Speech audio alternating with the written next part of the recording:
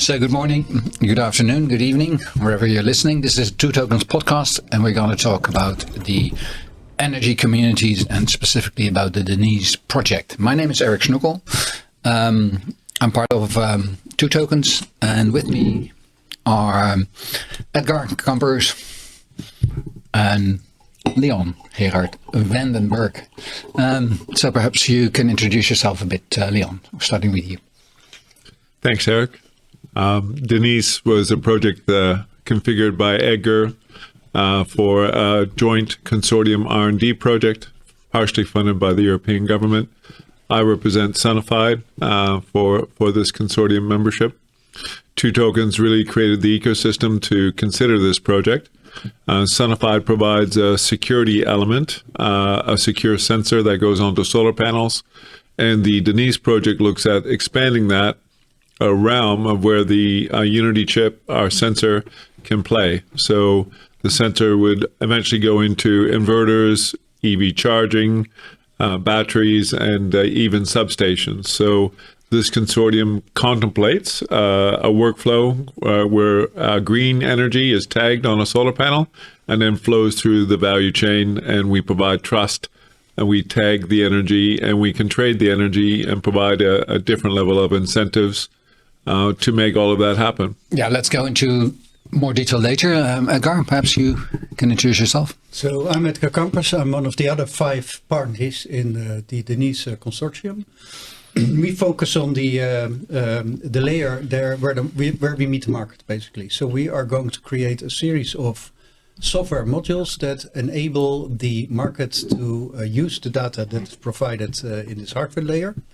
So that's several things. But for example, we are going to make a virtual power plant that allows an energy hub to manage its energy. But we are also coming up with a tool to become owner in an energy asset or to manage that energy asset. Okay, you say where you meet the market. What's the market? What do you call? What is the market for this specific project? And yeah, so that differs a little per party. We have 5 parties in total, and they all have their respective markets. The area where we are reaching the market is what we call energy hubs, and an energy hub is any place, industrial, commercial, or community, where people or companies or municipalities together are going to use the energy that they produce collectively, and then they are going to use that energy for their own purposes, self-consumption, storing, whatever. Exactly, and for that purpose, these traceability and transparency where the energy comes from and where it's consumed, so the way from production to consumption is very important, and that's where your product, your tools. Yeah, so the Unity chip can tag the energy per block. We're defining it down. What's a block? A block of 30 seconds or a packet of 30 seconds of energy. We think these energy communities have an intent to have local generation and local consumption. Here in Netherlands, there's a forcing function because of network constraints. There's not enough copper or transmission lines to move the energy north-south or east-west. Even if it's a small country, we're now network constrained. So the only way to increase capacity is to basically build local, use distributed thinking, and from first principles, this also does incentivize people to consume local, if it's green, to be rewarded for doing that, and really to bias this conspicuous green consumption. So we really see some new economic value being created from this app stack. So Edgar from ValueX is really at the top layer facing the market or the consumer. And we're really an enablement layer, fidelity, and a trust layer. And the DENYSE project has really taken this industry consortium approach, and we've now respectively broken out our roles around this stack. And we're now going to be building hardware and solutions around this, first for demonstration and then for execution and delivery to real communities. And that's where we see Two Tokens and their role facing communities, also policy and procedures for that. But I think we all collectively decided that we were going to look at island communities because they're naturally network constrained or they have resource constraints. There's kind of stranded communities where we have this problem of network constraints in in Netherlands especially. So there's industrial precincts as well that are looking and seeking ways to improve their energy viability, but they're constrained, so they have to build local. I see a couple of things happening here. First, about 40 years ago, we had this decentralized energy communities, and we went into a flow to centralize it. We're going back, and that's the question for you. If you're looking at the market, we're going back to completely decentralized, or where's the? Yeah, so there's the mix here, and the easiest for us is not to invent an idea here ourselves, but just go to European policy. So in the Green Deal and the Renewable Energy Act, they describe a situation where in 2035, maybe a couple of years later, around 50% of all the energy that is used on a local scale is also produced on a local scale. And it means that the other 50% is still utility scale or whatever. It's still centralized. Okay. If you are hoogovens in the Netherlands, for example, it's almost impossible to produce enough energy very close by. Probably this is done in big wind parks at sea. There's a big cable and you are going to use the energy that comes through that cable. So that is not decentralized. But in any situation where you have a neighborhood, a village, an industry park, a harbor, an island for that matter, that's a very logical situation to make sure that you have enough energy production for your local consumption. Okay. So so yesterday in the House in the Netherlands, the Energy Act was approved.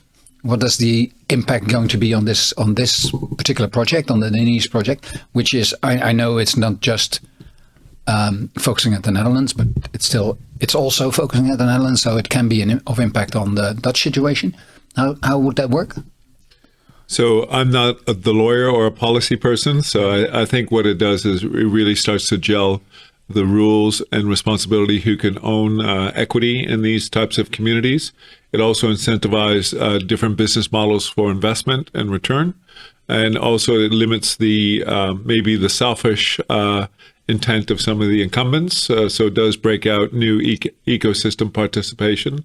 That means that we can use tokenization to crowdfund different assets. That's exactly the direction I wanted to go to in this particular subject. Yeah. Is because if you're talking assets and you're talking ownership of assets, then everybody wants to own part of the pie, right? Exactly. So much like I guess sharing a pie, you could share a solar panel, and that's one of the features that we expose with our sensor as a way to share the solar panel via a number of fractional ways of doing that, either through property rights or shared equity.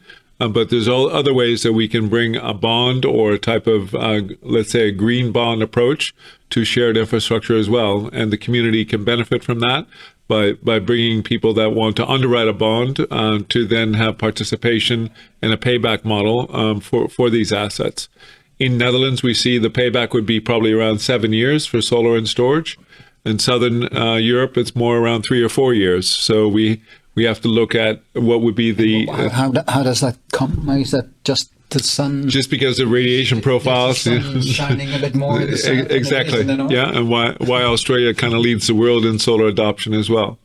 So we see that you need to have policy narratives that can underpin what is let's call it the old co-ops or polder approach, right? Mm-hmm. So a community built the farming opportunities for Netherlands farmers way back hundreds of years ago, and the same kind of concept can be applied to solar power or community-owned power. And we see this, and we've tagged it polder power. So right, exactly. So that's the kind of angle that we've said. That's the Dutch approach, right? And yep. you're based in Portugal. There, but it's happening everywhere. So right. It's European regulation that is now seeing its light in national legislation, and the core of it is I think what Leon said. But I want to focus on, for me, the major point. If I put solar on my own rooftop, I can use it as my own electricity. And there's no problem. But if we are neighbors and you have a south-facing a rooftop and I don't, and we collectively put it on your rooftop, then we want to share this collectively. Right. And then it would be weird if we have different type of rules because it's by coincidence not on my house but on your house. So that is not totally, but more and more normalized. And that's happening everywhere in Europe. Some countries are much further than others, by the way. But it's happening everywhere, and we expect that we go to a situation where it doesn't matter if I have it on my own rooftop or if it's on the rooftop of the local school or a local building. In all these cases, these electrons will be treated in the same way. The only difference is that we might use a very small part of the grid, and that's it. But how do you trade then? How do you reconcile the amount of energy that you consumed from my solar panels? Assuming we can trade, there needs to be a regulatory sandbox. So let's say a freedom to operate to do this. We want to have energy grids that are bidirectional. Right now, the grid has been designed to be kind of a hub and spoke model where energy was, created at a fossil fuel plant or a wind farm, and it's sent down. But if you have local generation on a rooftop, either shared or distributed, then we need these kind of bidirectional accounting principles. Of course, blockchains and ledgers are very good at doing this kind of accounting. And we can also do this very accurately now. So the accounting, we think, will be very utilitarian, very much a commodity thing, where we see the value is bringing this bias for local consumption, rewarding people for using green electrons and charging or maybe changing their behavior on how to deal with an EV. When the sun is shining, charge your EV. If there's sun and wind both going to be predicted, do something extra as well. Or if the battery of your vehicle is filled to the max and you're not going to drive for the next few days, share it back. Get it back exactly, to the grid. And be rewarded for that. Yeah. Right. So we see that there's selfish actors in the industry that are creating financial products where the customer gets a battery from a grid provider, but it's not it's on their land title, but it's not under their control. They don't have the access right to the energy when they want it. So we're looking for energy equity and energy fairness as well. And that's what I think that these new policies will start to expose is some of these new requirements. You touched the topic of these cables that are not there yet. Yeah. And probably won't be there for the next 10 years or so. Well, we don't need them, huh? That's the whole point. No, exactly. That's where I was going, actually. So, but still, these plans to put the cables in the ground are still there, right? They are. Yeah. So good idea. If you would invest all that money in localizing production, and of course you need to upgrade the grid. That's not a discussion because it's legacy hardware, and we have a lot of old solutions, and here and there you need an extra cable. Mm-hmm. But if most of that money is put into more PV, more batteries, more solar, then exactly we are where we want to be.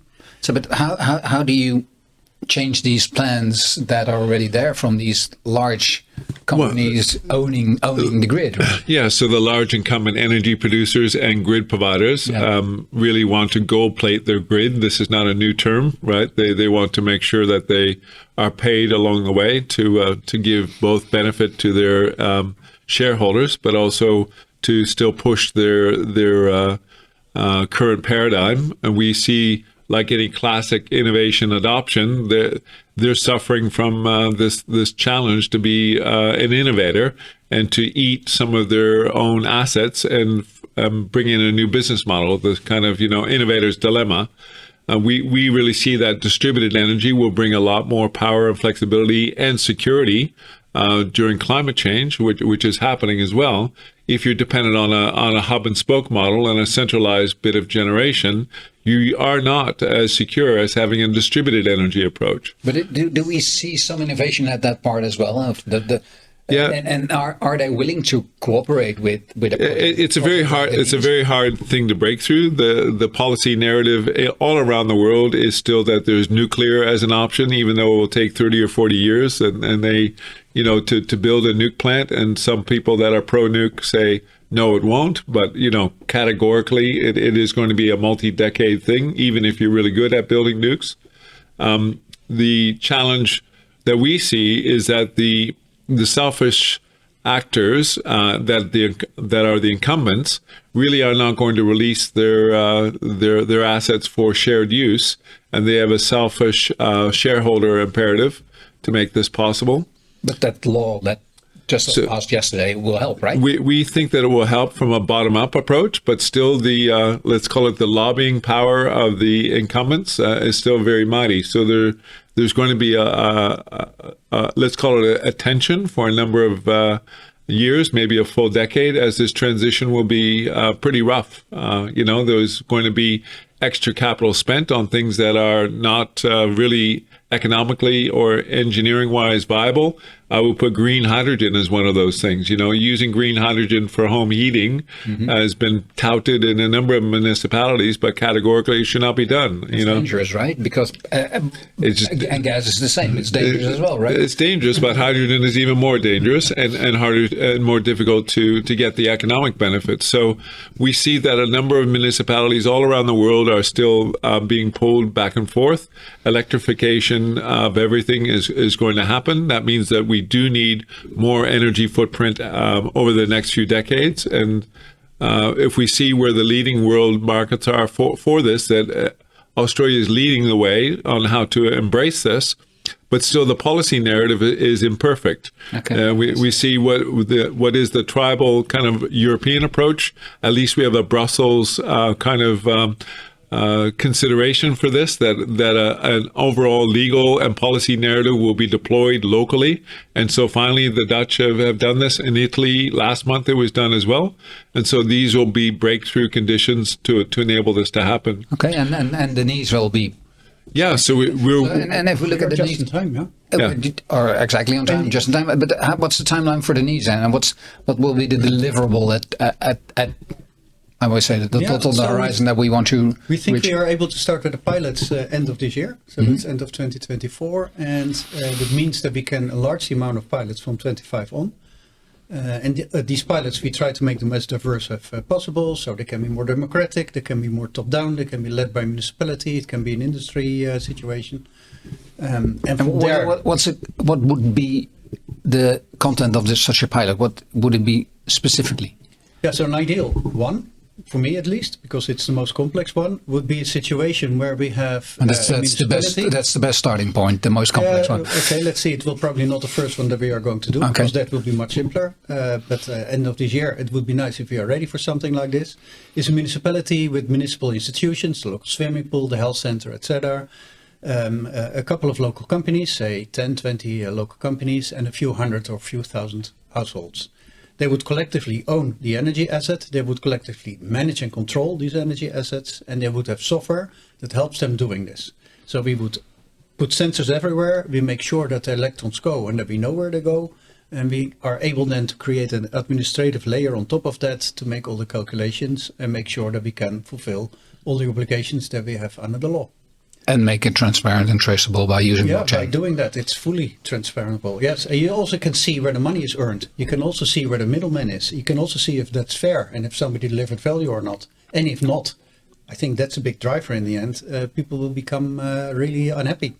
Because the logic of owning your own energy production capacity and getting your fair share out of that, that is so much cheaper than the current situation where we are in, that this logic will change the whole narrative. So looking at looking practically, right? Going to a business community or a municipality, then there's rooftops. There's plenty of rooftops not used at the moment. There might be possibilities to put up windmills and things like that, and of course we have the hydrogen, which is a bit more complex because you have to either generate it on site somewhere in a way or import it via these gas pipes that are already there.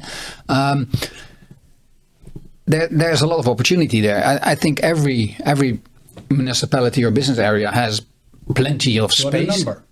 Sorry? We think it's 200,000 new energy hubs in 2030. And it will be 1 million in 2035. And that's just that's all over Europe. That's just Europe. That's excluding the Americas, Asia, which will be much larger, by the way, and Africa, which will also be much larger because there is no grid.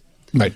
So it's many more than that. So it's 200,000 in 2030, 1 million in 2035. And after that, this will grow further because it will be cheaper than any other form of electricity production.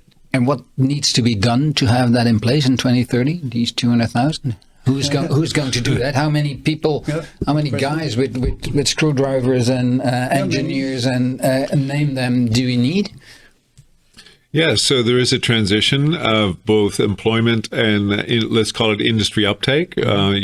Since the Ukraine war, Solar Power Europe has seen a real growth. I think a 30% growth in total deployments of solar. We're biased towards solar. That's where we're focused on. So we can talk about those numbers confidently. We see solar doubling over the next 2 years and then doubling again 3 years after that. The challenge will be both manpower and let's call it proper maintenance as well. So we see that the supply chain can provide the supply. The challenge will be on the deployment model and also the grid capability to engage these assets and have them supported properly. And where these solar panels, where did they come from? So these solar panels are coming from a combination of Asia, mostly China.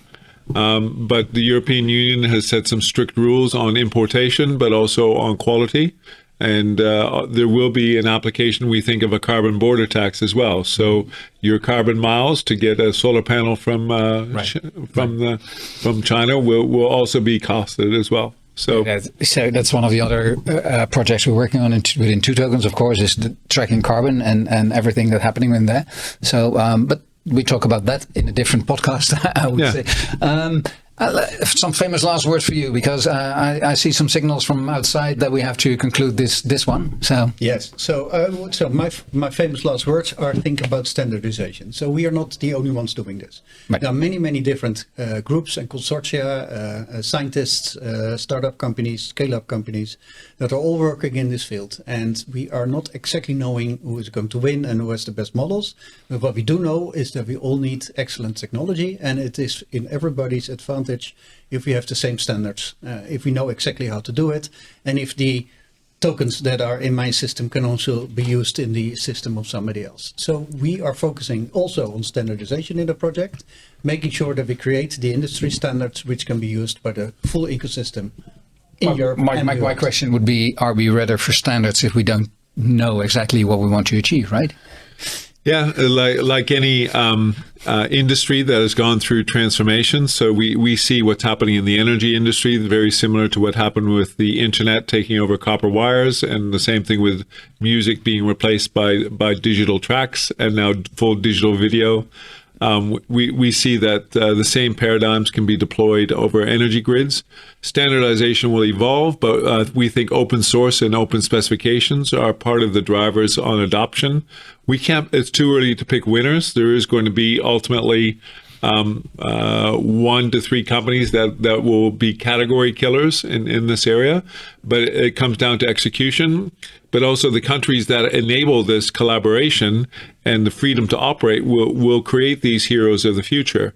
And if you constrain and clamp down the current networks to be stuck in their current paradigm, this new economic model and economic returns will not be available. So we're looking for a freedom to operate. We would like apportioned access to the grid without huge taxes. If I'm sending you solar energy 10 meters beside me being as a neighbor, why should I pay $40 a month to use 10 meters of copper wire? So we think apportioned access to the grid is a real major point that we need. And also is that applicable at that moment. Exactly. Okay. Yep. I think... it's a wrap? It's a wrap, yeah, exactly. Thank you very much, Edgar. Thank you very much, Leon. Listen to this podcast and the next ones on 2tokens.org. Follow us there and follow the DENYSE Project as well on 2tokens.org. And thank you for listening. Thank you. Thank you, Eric. That was it for today's podcast. Thank you for listening in, and please subscribe so you don't miss out on our upcoming episodes. If you want to get in touch with us, you can find our contact details at www.2tokens.org.